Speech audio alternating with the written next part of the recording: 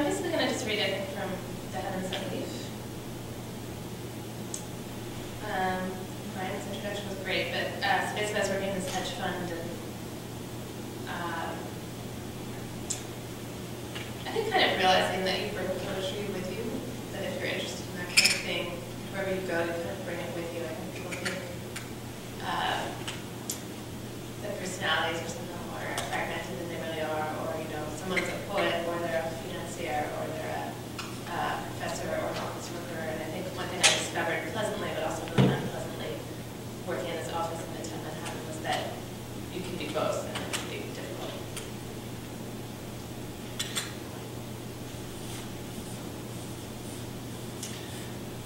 And just really briefly, The Heaven Sent Leaf comes from the second half of Goethe's Faust, and it's basically a description of paper money. And what happens is Mephistopheles comes upon this emperor who's having economic problems, and he says, you own the kingdom, you own all the gold that's under the ground, and maybe it hasn't been discovered yet, but why don't you write pieces of paper like that are sort of assigning value of this undiscovered gold? So it's a little bit like an IOU, maybe a futures contract, but paper money basically, and everyone in the kingdom starts using this money. And then there's a bubble, and then the bubble bursts, and people have problems. So he calls it The Heaven Sent Leaf. The speculation of contemporary life, the teeming green of utterance, to feel this clean, this dream eclat, there is in the heart the hard, rendering prophet, as if we were plucking the leaves from the trees. Let us think of the soft verdure of the spirit of this age as now inside of us and swollen by spring rain, to imagine oneself as a river, to imagine oneself as a stretch of cool water pouring into a basin while burning, and if one knows one is not free, one crawls from the back of the head to the river and places one's pinky oh so cautiously in. Is this good volume for everyone and speed? This is called Me, a Brain Worker, and a brain worker is basically an educated white-collar worker. And I think of it as kind of poignant because it's a very disembodied version of a person. And related at the time that I was writing it to this idea that you have these managers in New York who are managing people in India or China. And just kind of the fragmentation of people or personhood. Me, a brain worker, toiling in pristine white walls. Abnormal, aboriginal, endemic to this site. Some people sell their wares outside. In the pulsating light of Times Square, they are singing. In their noses and nipples, the glinting of rings. Let us call them unoriginal. Let us call them all these awful things. The busy unoriginals are throwing out their trash. But on this lovely parchment, they are writing priceless poems. They suppose that by such rendering they'll be remembered after death. They suppose that by such influence their souls will sing eternally. In the hallways we are killing time, its blood now thick and lurid on the freshly painted walls.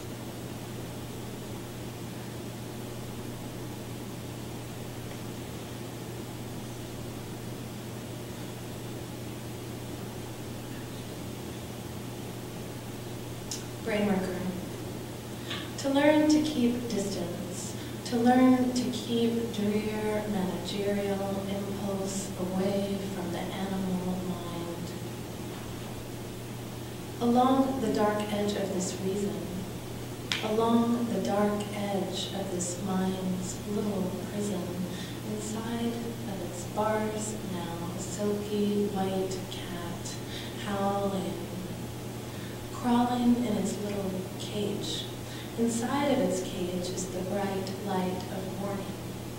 Inside of its cage is the light of dis-ease.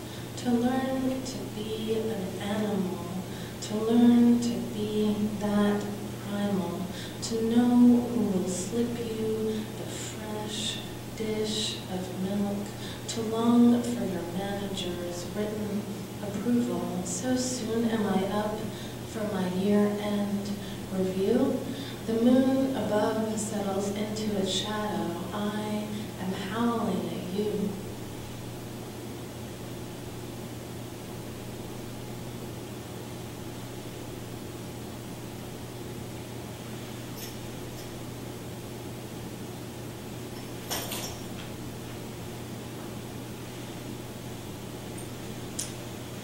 This is called Black, the Surface of the Mind. Black, the surface of the mind, but true. I want to call my poem Black, the Surface of the Mind. I want to steal away at night. I want to call my poem White, the Surface of the Mind. To look out at the landscape drenched in rain and see the shorest thing, laughing girl with a black prophylactic umbrella, her eyes newly minted by night. Worker night, please mint this mind to white. The surface of the mind is black. I want to call my poem White, the Surface of the Mind.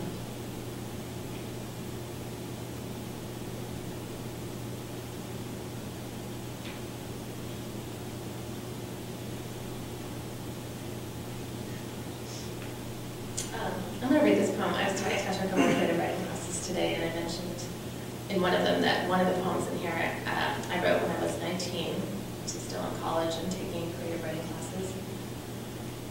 And when I was putting the book together, I felt like the poem fit in with the collection. So I was encouraging everyone to save their poems. They're writing down. This was actually, is there a graduate program here? Graduate school? This was actually about someone I was dating who was a graduate student. I'm angry. Love poems to this person. So you guys don't have that problem. 3 poems. Because of passion or coincidence, because of passion or coincidence, they must be they. Because of passion or coincidence, the stricken lovers wept and said adieu to you, and let us do what we have to do, which is to be gone.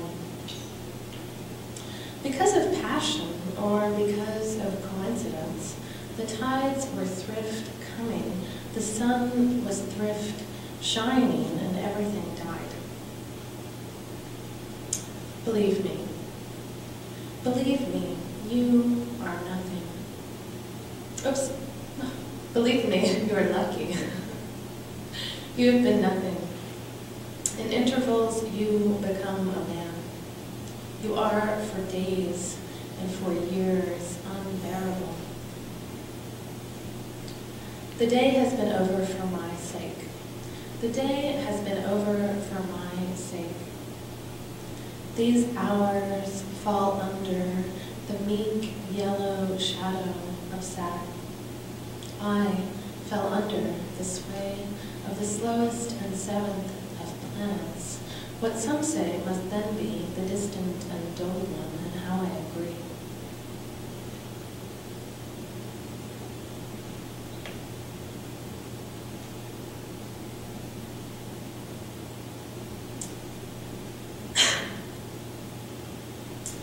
This poem is called The Exordius Bounty, and Exordius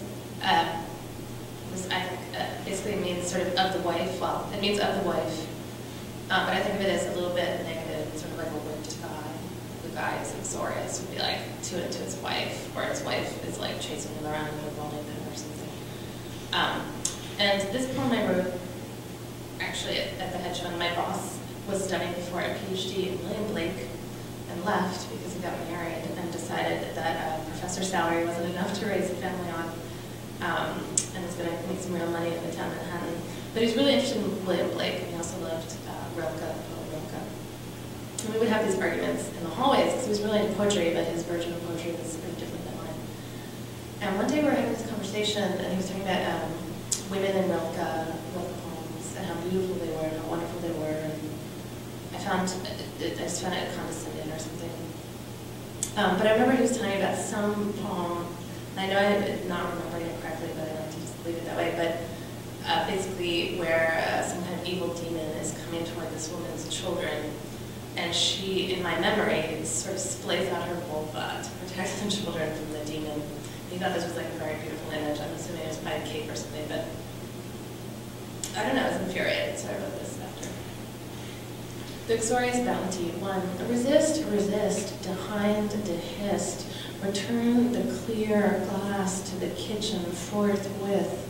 Engage what you see in your soul as in marriage. Discover the world as an oven. Your mother, a witch. Your mother will roast you. Your mother will eat you. Sweet, crisp skin and bones. She knows how delectable little girls are. You'll be baked like a pastry, then broiled like a ham. Your mother is waiting.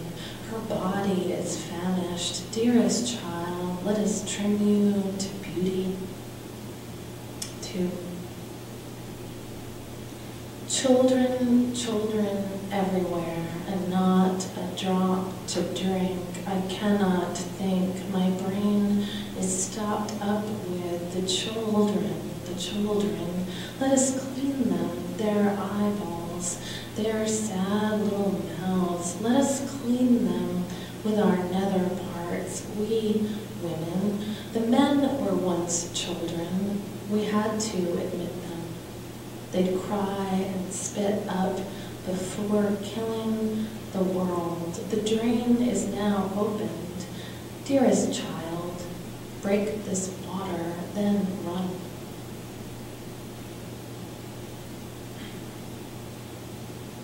This poem's called Schadenfreude. And I don't know about you, but living in New York for the last 8 years, Schadenfreude became a very popular word, and Schadenfreude, right, means sort of a happy sense. It's sort of a form of jealousy. It's like someone has something bad happen to them, and you're like kind of happy because you're jealous of them. So, like there was an article in the Times today about the girlfriends and spouses of Wall Street guys who have like a support group because the guys are all losing their jobs and their marriages are suffering. And that's the kind of thing you might feel Schadenfreude. I feel like sort of pleasantly surprised, sort of happy for their unhappiness. So I wrote this actually probably 3 or 4 years ago during the height of the real estate boom, Schadenfreude. The vacant sameness of the Schadenfreude, shameful world for rent. So show the world your typist's hands and see what kind of ugly. Now waiting for the king to come, his majesty in robes. Now waiting for the prince to come, the princess, you, the queen blown up. Now think yourself to smithereens. What structure lies beneath these words, a cottage or a kingdom? Between these words, long vacancy, and yet this house is not for rent. They're all for rent.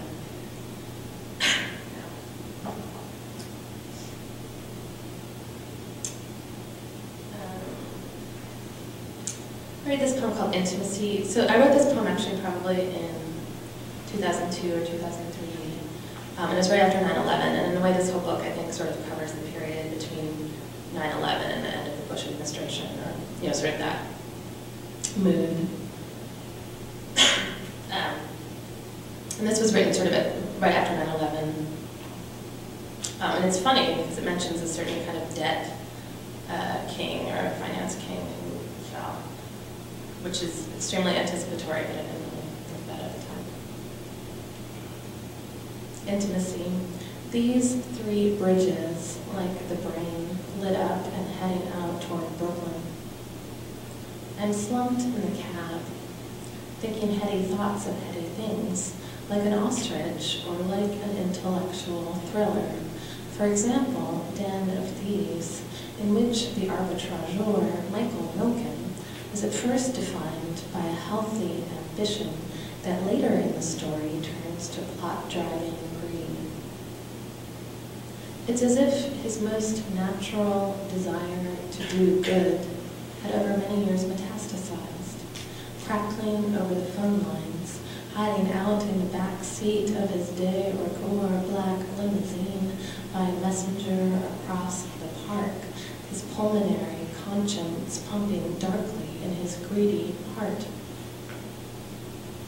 Like a toddler hiding grimly in a closet or hamper, or like the king who fled the palace on the hill that's now ablaze. Which explains, I guess, the fighter jets that circle overhead, the surfeit of broadband, as well as this beautiful bed now bereft of our lonely ambition. And lying here, there's no one else. And the flowers that you've given me are wilting in the Slurpee cup. There's ambient noise of jet planes' desire.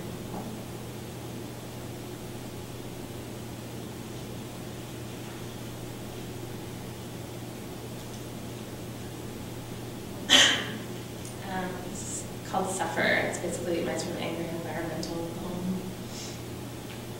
Suffer. The self, just fuck the self and watch it bleed, and not a tourniquet.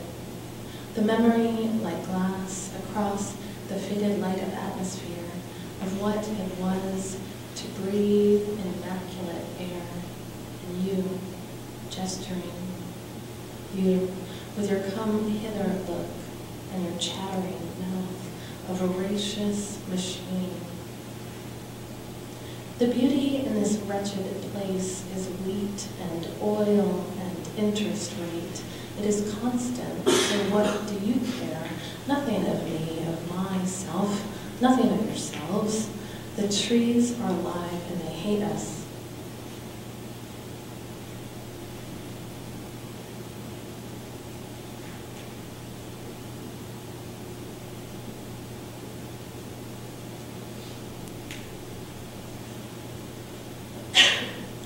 This is another brain worker poem. And this was partly what I was thinking about at the time, was I was managing a group of recruiters, and there was a woman who was an assistant that I managed who was beautiful, and she looked like a model, I thought.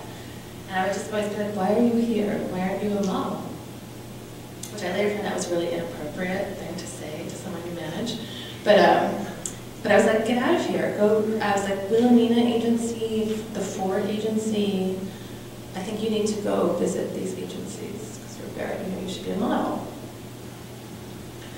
And I think I managed her for maybe 3 years. She was an amazing assistant, and she like made my life amazing. And she was a wonderful person. But I was constantly like, why don't you go be a model? Anyways, I'm thinking about it today because I saw her on Facebook. Anyway, but she, it was strange. I only worked with her for 3 years, and she was still very beautiful when I stopped working with her. But you know, you sort of see people age, like when you work with people, or probably when you teach people, or whatever, or school people, you see them age, and you see time pass across them. So I think I was thinking about her a lot when I was writing this poem. Brain worker. The material needs of the fish, their lobotomized wishes, where brains once were, their senses are to be. This aquarium confinement, hear the awful racket of their want, to spy them in the afternoon, to loosen up the noggin. And when the day is finally done, the fish now floating fast asleep, you come for me, my brother, my forsaken one, dear nighttime. The world is where we go to work. Love, let us hide ourselves. The carapace, the steaming crepes, the fish now singing in their sleep, and all around them water and this rim.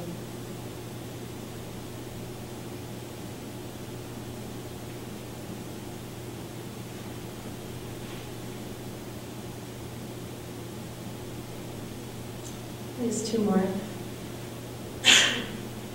This is called that everything's inevitable. But everything's inevitable. The fate is whatever has already happened. The brain, which is as elemental, as sane as the rest of the processing universe is. In this world, I am the shortest thing. Scrunched up arms, folded legs, lovely destitute eyes. Please, insert your spare coins. I am filling them up. Please, insert your spare vision, your vigor, your vim. But yet, I am a Vatic one, as Vatic as the Vatican. The temper and the tantrum and the well-kept arboretum, I am waiting like an animal for poetry.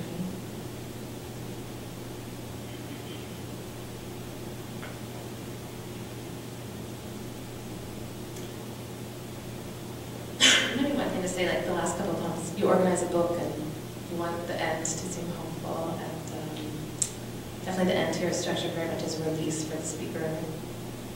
You'll see. But obviously it's more complicated than that in life. The triumvirate. The triumvirate represents sort of the three triumvirate. The three here of the triumvirate are the spirit, the heart, and the mind. Spirit, heart, and mind. Triumvirate. Dilapidation of the spirit as the heart gives in, the mind gives in. These three, a triumvirate, laughing. This bitterness breaks me. This light at the back of the head cracks the notion's facade, and behind it, the mind plays its bric-a-brac music to find the right image, to place one's lips gently atop the flute's metal, to feel it there, cold on the mouth. I've been on this journey for months. From the back of the head to the river, it hurts. It hurts. I am singing. Oh yes, I am singing. My mind